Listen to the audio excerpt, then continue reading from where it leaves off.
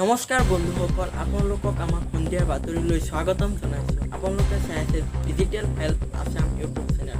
আজিৰ কেইটামান সন্ধিয়াৰ বাতৰিলৈ আপোনালোকক স্বাগতম জনাইছোঁ। আজিৰ প্ৰথমটো বাতৰি হৈছে ৰাজ্যত ক্ৰমান্বয়ে বাঢ়ি গৈ আছে কৰোণা আক্ৰান্তৰ সংখ্যা।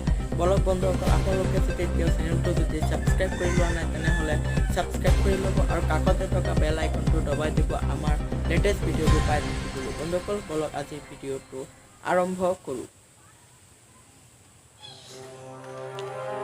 এইবাৰ দেশত এদিনত আক্ৰান্ত ৯,০০০ লোক। অসমতো ক্ৰমাৎ বাঢ়িছে পজিটিভৰ সংখ্যা।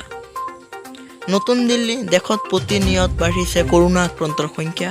যোৱা ২৪ ঘণ্টাত এদিনত আক্ৰান্ত হৈছে ৯,৩০৪ জনকৈ লোক। ইয়াৰ ফলত দেশত কৰোণা আক্ৰান্ত লোকৰ সংখ্যা হৈছে গৈ ২,১৬,৯১৯ জন। বুধবাৰৰ দিনটো এনেকৈ ৯,০০০ লোক আক্ৰান্ত হোৱাৰ পিছত অহা ২ এদিনৰ ভিতৰতে এদিনত আক্ৰান্ত হোৱা ১০,০০০ অধিক হ'ব বুলি শংকা ব্যক্ত কৰিছে বিশেষজ্ঞসকলে। বৃহস্পতিবাৰে পুৱা প্ৰকাশ পোৱা কেন্দ্ৰীয় স্বাস্থ্য মন্ত্ৰালয়ৰ মেডিকেল বুলেটিনত কোৱা হৈছে যে দেশত এই পৰ্যন্ত কৰোণাত আক্ৰান্ত হৈ প্ৰাণ হেৰুৱাইছে ৬,০৭৫ জনকৈ লোক। সুস্থ হৈ ঘৰলৈ উভতিছে ১,০৪,১০৭ জন। সুস্থতাৰ হাৰ হৈছে ৮৯.৯৯%। দেশৰ ভিতৰত সৰ্বাধিক কৰোণা আক্ৰান্ত লোক আছে মহাৰাষ্ট্ৰত। বুধবাৰে ৰাজ্যখনত ১২২ জন কৰোণাত আক্ৰান্ত মৃত্যু হয়। ৰাজ্যখনত এতিয়ালৈকে ৰোগবিধত মৃত্যু হোৱা মুঠ লোকৰ সংখ্যা হৈছে ২,৫৮৭ জন।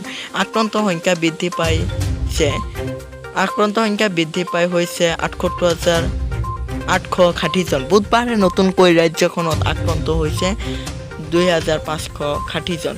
উল্লেখযোগ্য যে কৰোণা আক্ৰান্ত দিশৰ পৰা বিশ্বৰ ভিতৰতে সপ্তম স্থান পাইছে ভাৰতে। বুধবাৰে কেন্দ্ৰীয় আইন মন্ত্ৰালয়ৰ যুগ্ম সচিবৰ দেহতো ধৰা পৰে কৰোণা পজিটিভ। মহাৰাষ্ট্ৰৰ লগতে দিল্লীতো কৰোণা আক্ৰান্তৰ সংখ্যা ক্ৰমাৎ বৃদ্ধি পাবলৈ লৈছে। অধিকাংশ ৰাজ্যত ক'ভিড হাস্পতালৰ বিচনাৰ নাটনি হোৱা দেখা গৈছে। এনে পৰিপ্ৰেক্ষিতত দেশবাসীৰ মনৰ স্বাভাৱিকতে প্ৰশ্ন উত্থাপিত হৈছে যে ইয়াৰ অন্ত কেতিয়া হ'ব।